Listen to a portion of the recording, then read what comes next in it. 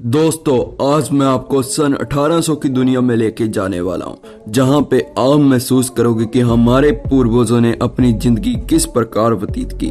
तो आइए जानते हैं कि 200 साल पहले हमारा भारत कैसे था। जैसे भारत में अंग्रेज आए, उन्होंने धीरे धीरे विभिन्न जगहों पर सत्ता पर कब्जा करना शुरू कर दिया और उनकी ये मंशा कामयाब होने में 100 साल से भी ज्यादा साल लगे। और फिर साल आया 1800 का।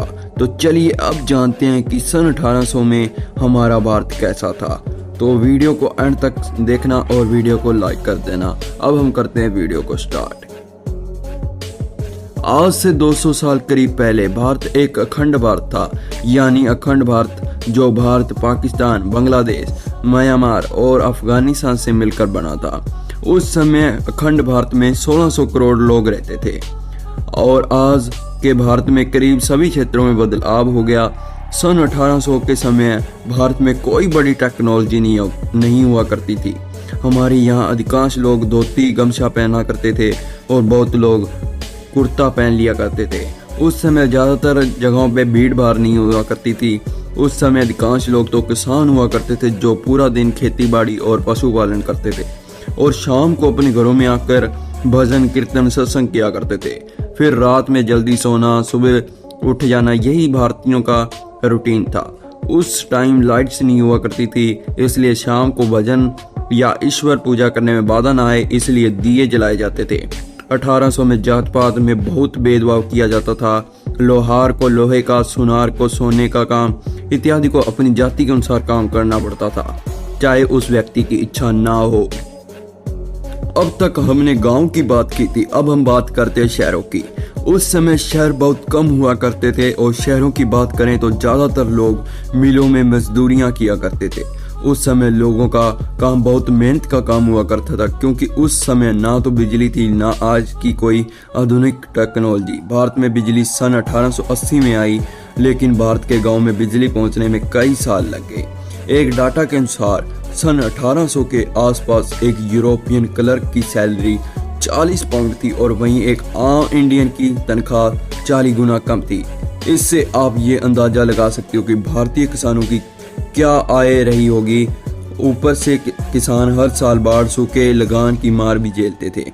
उस समय कुछ अमीर तबका भी हुआ करता था, जिसमें सब नहीं लेकिन कुछ लोग हमेशा ये फिराक में रहते थे कि कैसे करके अंग्रेजों से दोस्ती की जाए, और कुछ अमीर अपनी सूझबूझ और स्किल के माध्यम से ठीक ठाक पैसे कमा लेते थे। अब हम बात करते हैं बीमारियों की।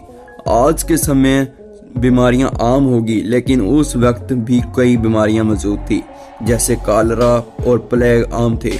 इन बीमारियों की कोई दवा नहीं थी, इसके सामने लोग बेबस थे। दबे कुचले लोग गरीबी और बेदहाली के कारण ही बेबस थे।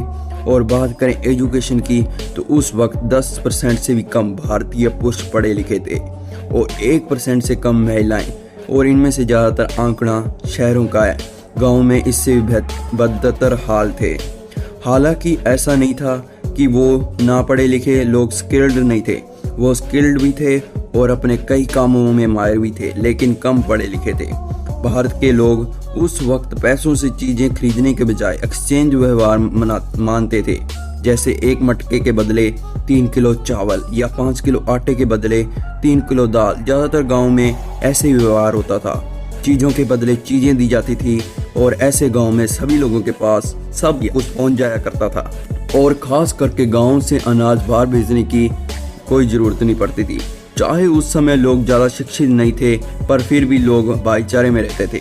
तो दोस्तों, 18वीं शताब्दी का भारत कुछ ऐसा था। उस समय कुछ चीजें बहुत अच्छी थी तो कुछ बहुत खराब, और ऐसा लगभग हर समय में होता है। हर समय में कुछ पॉजिटिव और कुछ नेगेटिव एक साथ ही पाए जाते हैं। तो आपको कैसा लगा ये बात? अगर आप उस वक्त की किसी चीज के बारे में जानते हो तो हमें कमेंट करके जरूर बताएं।